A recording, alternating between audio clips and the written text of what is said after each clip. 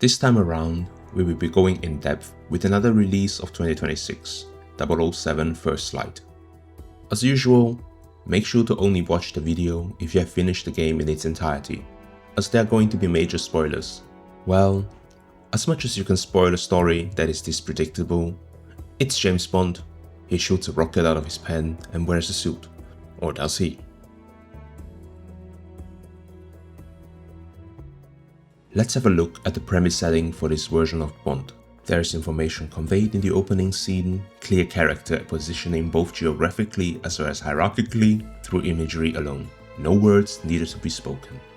Our, at this point, less than important main character, James Bond, notices something just slightly afoot outside the window. Maybe unsure of himself and maybe of his station, he doesn't speak up. Just seconds later, their accompanying helicopter is shot down. Instant panic ensued, and despite the pilot's best efforts, they too were shot down. Miraculously, otherwise known as plot armor, our protagonist James Bond survives.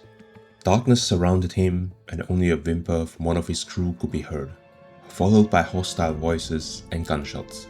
Through this, we immediately realize that James Bond finds himself in a precarious situation where any wrong step means death. Through his radio, he fails to communicate with his superiors due to the frequency interference. But the all-capable MI6 very cleverly distinguishes itself as special by connecting to Bond's earpiece clearly.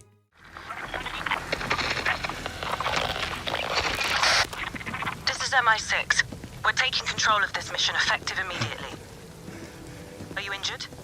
I'll live. Good. And thus begins Bond's first unofficial mission from the MI6 to find out about the hostiles that occupied the supposed Ally base.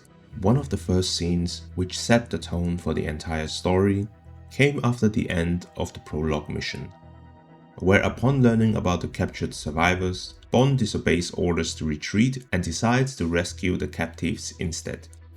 In a wrestle over a firearm, the assailant falls at the hands of James Bond, marking this the first time he had killed in the line of duty. Once again, even without words, we understand and we empathize.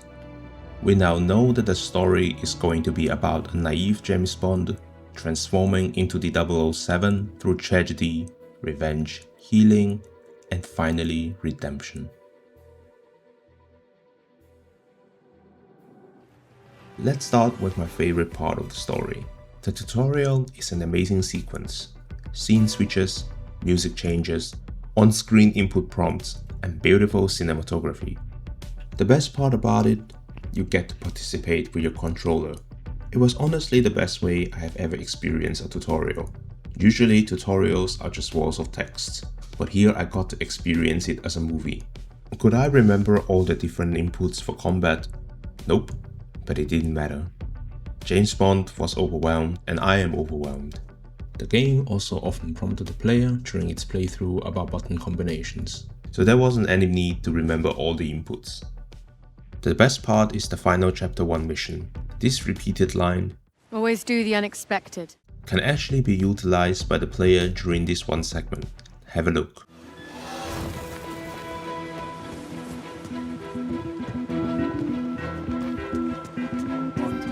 What are you playing at? Always do the unexpected, right?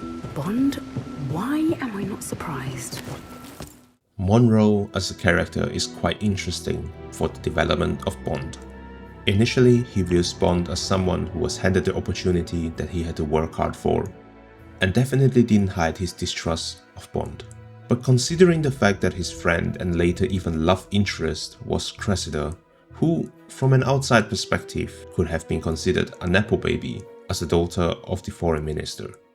It is then no surprise that Monroe became fast friends with Bond, when similarly to Cressida, he proved to be worthy of the opportunity given.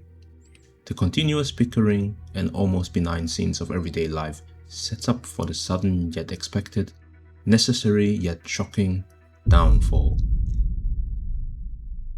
The 00 agents receive their first official mission to infiltrate a nightclub and extract information. During the mission, Bond encounters these two characters, whose names either weren't even named or I have forgotten. So it was quite confusing at first why they were inserted in the game in the first place. Yet, when you think about what will most likely be next in the story, this sets up a very overconfident Bond. The idea of a spy is to work without trace, and yet we as the players were given the opportunity to be anything but hidden. While there is a choice, I believe the canonical and the most sensible choice for our main character is to engage in a jeopardizing side quest, which, despite all its disruptions, the mission still ended in an overwhelming success. Mission accomplished, none of the agents' identities leaked, and no one even remotely injured other than the man that Bond beat up in the toilet. Now we come to the second mission, to infiltrate a hotel and hunt down the former 009 agent who has gone rogue. We have this initial scene during the setup to go to Q's lab to get our equipment. Fittingly, Q is working on a nice suit that will be 007 worthy. It is quite funny when Q reveals that Bond won't be wearing that suit and instead points him towards the suit of the chauffeur instead. Yet, this scene is not just funny, it is right. Our Bond is not worthy of his title after his sabotaging shenanigans during the previous mission, so he was placed in a position completely void of function during this infiltration. Filled with anger and ambition, Bond obviously couldn't sit still, and similar to previous missions, he acted independently and disobeyed orders. Let's fast forward to the outcome. It was a trap all along. Bond came very close to preventing the culprits from blowing up the hotel, but still he failed. In the aftermath of this, all of the other agents besides Bond were incapacitated. The situation probably wouldn't have changed had Bond not involved himself and stayed at the car park.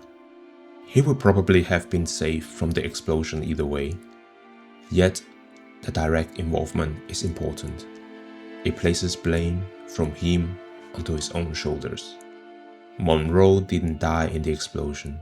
It was Bond who caused his best friend's death. Out of all the characters in this game, the actor of Greenway has to be the one that impressed me the most. The expressiveness of his face and the emotions in his voice were conveyed excellently even through the 3D in-game model. John Greenway. Yes. And you're late. As a character, he serves as a mentor to Bond. When we have learned that the reason why Greenway blindly follows orders is tied to the disbandment of the 00 agent during his time as one, it is quite apt for the first mission between Greenway and Bond to go so wrong. His methods are by the books, and his judgment of his former colleagues were also by the books. Thus, he is not allowed to be wrong. Yet, he can't help but wonder, what if he was wrong about his colleagues? What if they weren't compromised at all? By blindly following orders, he would have never had to deal with this. But pesky Bond wouldn't let things rest. And as Greenway had always known but refused to know, the former 00 agents were innocent. As storytelling would have it, after a short disappearance from shock upon having learned about the truth behind his former colleagues, Greenway shows up in one of the last missions to help Bond out, who was backed into a corner. During this mission, Greenway was mortally injured. The following scene then plays out. Stop, Bond. We need to get you to a hospital. Oh, James. James. I'm unsure if this was the first time Greenway has called Bond James, but it sets up a very different sort of scene than the usual Greenway getting angry at Bond. I need you to tell me what to do. Just sit for a bit. Sit and enjoy the view. Greenway tells Bond, Will you do me a favor? Anything. Don't let it change you. considering the track record of Bond thus far, these 5 simple words shouldn't make much sense, and yet they do. They make perfect sense, because it is Greenway who was changed by the circumstances that befell him. that is telling Bond those words. Bond, who not with intent, but with sincerity, they rescued Greenway from his lifelong regret. Following up on the same idea, the next scene is one with just Q and Bond, in a large cluttered room filled with silence.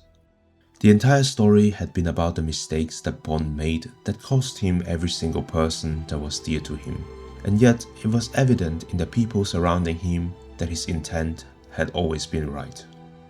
This was well symbolized in Q making sure that Bond had whatever he needed by leaving his fingerprints everywhere, so that Bond could use anything in the lab before he sets out on another unauthorized mission to set things right for Monroe, Greenway, and himself. The gravitas of Greenway's final words, the predicament that befell MI6, it is now up to Bond to save everyone. It sets up for a nice redemption arc for our main character, having lost many of his colleagues and finally his mentor. To honor them, he has to overcome his previous shortcomings. There is honestly not much more to say beyond this point. Bond was able to prevent the downfall both literally and metaphorically of the MI6. He saves Q, not that he needed much saving, but more importantly, Moneypenny. It was Moneypenny who had saved Bond in our first mission, and aptly, it is Bond who rushes to save Moneypenny in the last. After the entire ordeal, there is one final scene that ties everything together and ends the full arc of Bond and teases the next arc as 007. This final scene takes place in front of Greenway's grave with only Bond and M. The scene conveys first that despite Greenway's sacrifice, a secret agent is not honored. They pass away in obscurity. Secondly, despite all that, Bond is going to honor his final promise to Greenway, and all of that is simply conveyed by this sentence. Congratulations. I suppose this makes you 001. Wouldn't be right. Actually, Mom, I thought since I was the 7th recruit. He wasn't going to change his designation. His denial of 001 is a remembrance for Bond of everyone he has lost and the responsibility that he will not forget. And more importantly, his final promise to Greenway that he will not let it change him. The game then ends with M addressing Bond for the first time as 007. After Bond preempts the sequel of the game, signifying the end of this arc and a new beginning of 007 paired with the iconic melody.